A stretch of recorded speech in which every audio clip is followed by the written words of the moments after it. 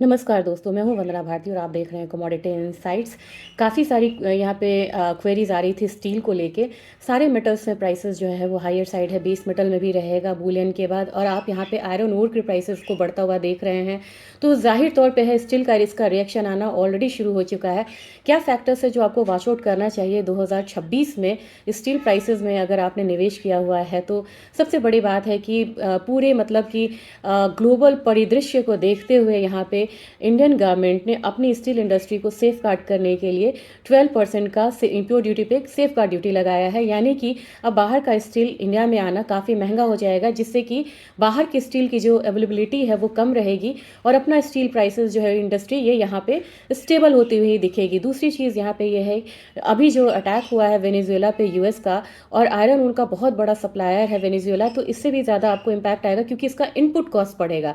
Input cost आपको हर जगह से बढ़ना शुरू हो रहा है। एक निकल में भी यहाँ पे एक इनपुट कॉस्ट होता है जब स्टील प्रोड्यूस होता है, और आयरन ओर के प्राइसेस भी बढ़ेंगे तो निश्चित तौर पे स्टील के प्राइसेस पे इसका इम्पैक्ट आएगा। अब यहाँ पे जो योजनाएं चल रही हैं गवर्नमेंट की, चाहे वो गति शक्ति हो या फिर जितनी भी इंफ्रास्ट्रक्चर रिलेटेड यहाँ पे योजनाएं हैं, वो हर जगह से आपको स्टील की डिमांड जो है वो निकल के आएगी। अब यहाँ पे जोर पकड़ा है स्टील के डिमांड ने भी। और एक जो एक्सटर्नल फैक्टर है जो यहाँ पे पॉजिटिव रहने की उम्मीद है वो है कि चाइना में स्टील का प्रोडक्शन अब कर्व हो रहा है। कार्बन एमिशंस पे भी काफ़ी ज़्यादा ध्यान यहाँ पे दिया जा रहा है कि जिसमें कार्बन एमिशंस ज़्यादा हो वो स्टील यहाँ पे जो दूसरी दुनिया के देश के लोग हैं वो कम ले रहे हैं।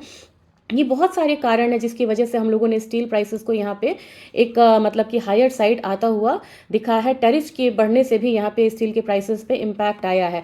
तो ये तो कारण थे कि स्टील के प्राइसेस बढ़ेंगे। अब आपको ये देखना होगा कि स्टील के प्राइसेस कितने बढ़े हैं। स्टील के प्राइसेस अगर देखा जाए तो 3000-4000 पॉइंट बढ़ गया, यानी कि 40,000 से 43,000 के करीब या उससे ऊपर आप कहें। जो एनसीडेक्स स्टील के गोविंदगढ़ मंडी को मैं यहाँ पे अभी रेफर कर रही हूँ वो बढ़ रहा है।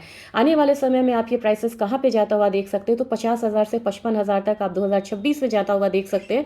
क्योंकि अगली जो चाल है वो सिल्वर से लेके गोल्ड सिल्वर से लेके कॉपर में आया, निकल में आया, अगली मूव आपको स्टील में आने की यहाँ पे देखने को मिलेगी। और इसको आप फ़ायदा कैसे उठा सकते हैं, किन शेयर्स में, डेरिवेटिव मार्केट के अलावा किन शेयर्स में निवेश कर सकते हैं। कुछ शेयर्स में यहाँ पे बता रही हूँ, जैसे टाटा स्टील है, आपको जिंदल स्टील है, फिर आपको जिंदल स्टेनलेस है, यहाँ पे सेल है, लॉयड्स मेटल्स है। तो कुछ शेयर्स और मैं आपको बताऊंगी, तब तक आप इन सब शेयर्स पे प्लीज़ यहाँ पे ध्यान दीजिएगा। Thank you.